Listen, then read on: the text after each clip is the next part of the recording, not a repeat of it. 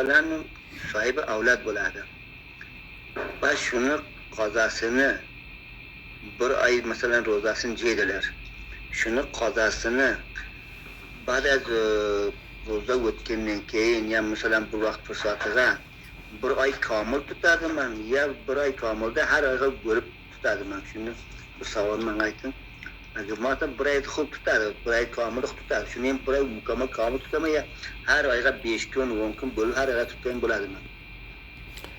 Hurmatli birodarim, savol qilibsiz ekanki, ayol kishilar ro'za oyida bolali bo'lsa ki qo'lidan ketgan va tutalmagan ro'zasining ki bir oy ichida ustiga o'rtasi uzilmasdan tutishi lozimmi va ya o'rtasi bo'linsa ham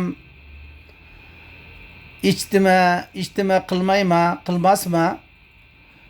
Hurmatli birodarim, sırf kafara bo'ldi. So'ng 2 oy mutatabi'ayn yana o'rtasi uzilmasdan tutadi.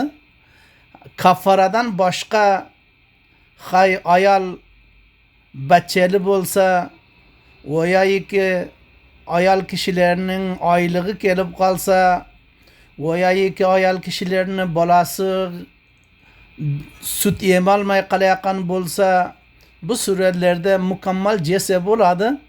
So'ng ro'zasini har oyda 3 kun, 4 kun xohlaganini tutsa bo'ladi.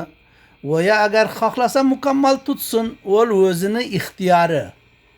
Shu sababdan hali sizning masalangiz shu ekanki, bu yerda ayol kishi o'z ixtiyoriga necha kun tutsa tutsin. Masalan, oyda avvalida 3 kun tutsin, oyda o'rtasida 5 kun tutsin, oxirida 10 kun tutsin, har qancha tutsa tutsin. Hech farq qilmaydi bunga. Yana o'rtasi uzilmaymi, ijtimo qilmaydi ekan. Tashakkur. Alloh taolo xayr ofiyatlik nasib qaytarsin.